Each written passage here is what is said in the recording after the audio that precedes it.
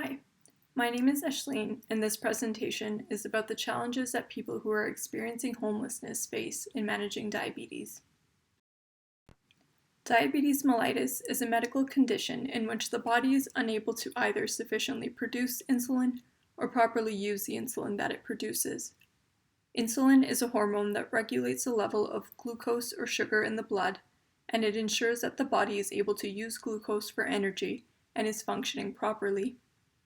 If blood glucose levels remain high, as they do in people who have unmanaged diabetes, over time this can result in diabetes-related complications, such as nerve damage, kidney disease, retinopathy or blindness, heart attacks and strokes, anxiety, foot and lower leg issues, amputations, and even erectile dysfunction. Proper self-management of diabetes is crucial for avoiding these and other such complications, but managing diabetes is not easy.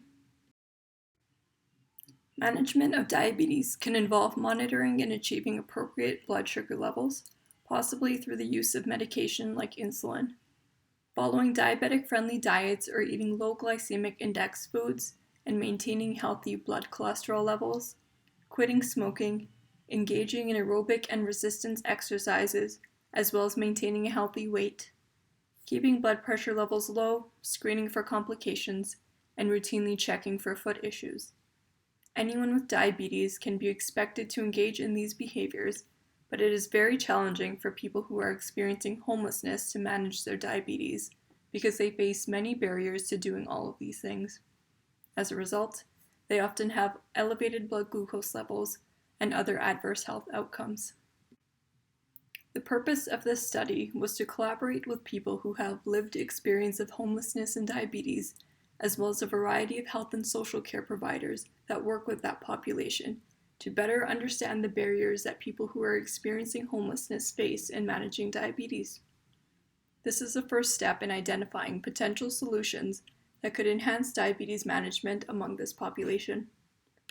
We also wanted to know what types of barriers are considered to be most impactful and whether there's a difference between the barriers that patients consider most impactful and those that providers consider most impactful.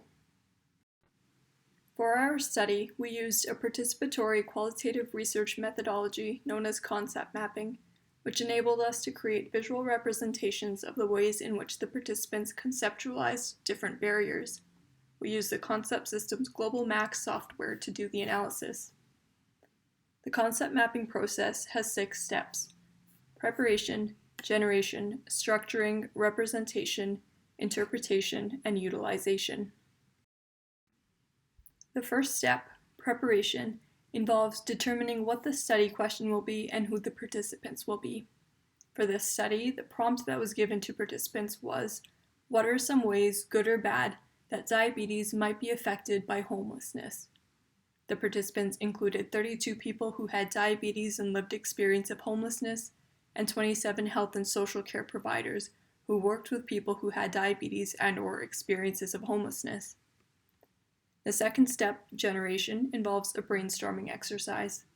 At the end of this exercise, the participants had developed a list of 43 unique statements describing barriers to self-management.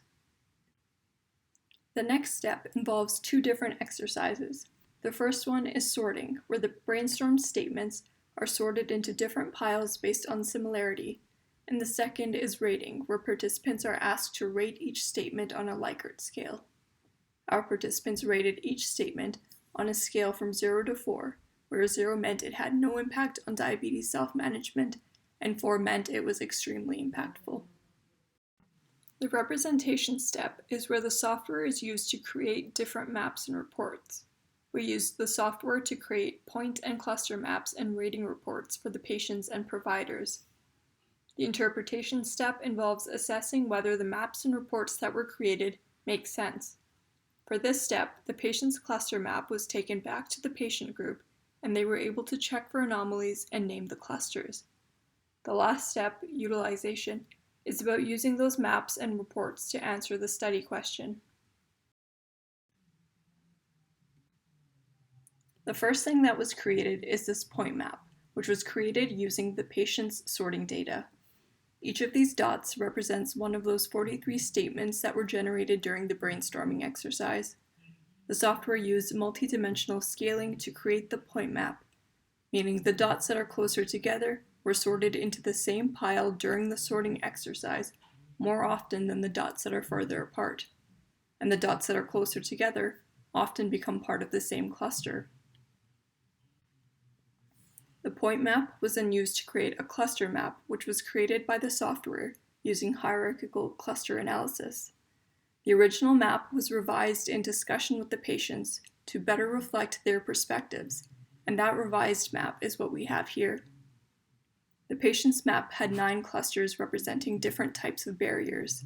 The clusters are named challenges to getting healthy food, inadequate income, navigating services, not having a place of your own, relationships with professionals, diabetes education, emotional well-being, competing priorities, and weather-related issues. This is the point map that was created using the provider's sorting data. And that point map was then used to create this cluster map.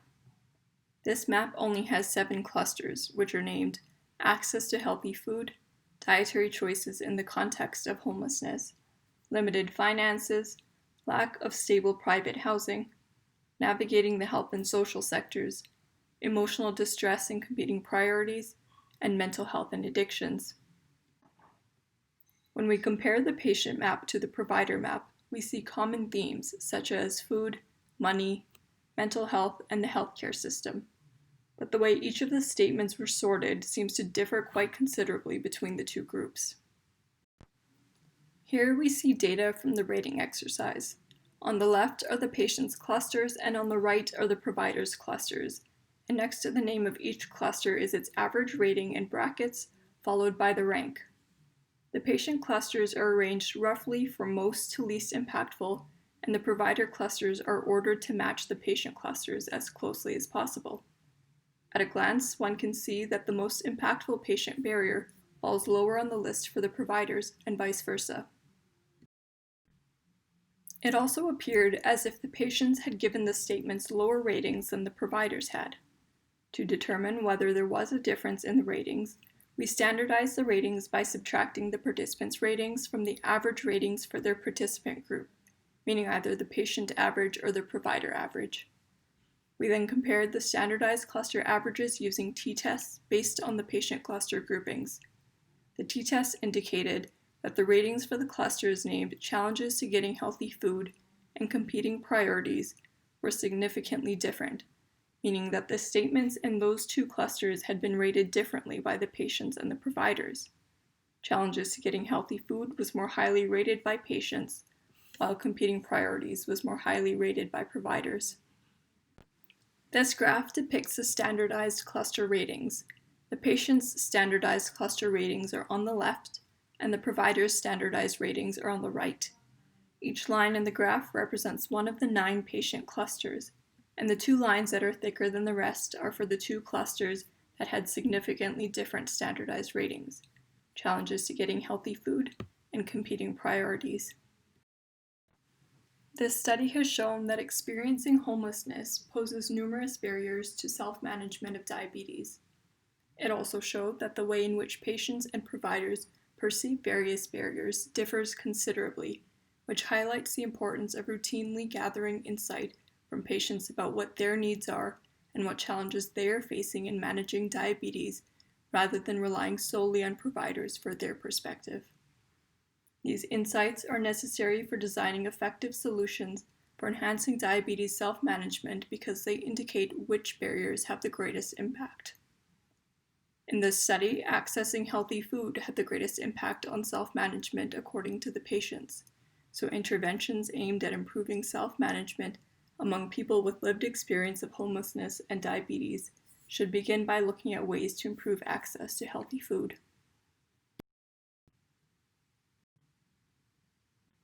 Thank you so much for taking the time to listen to our presentation.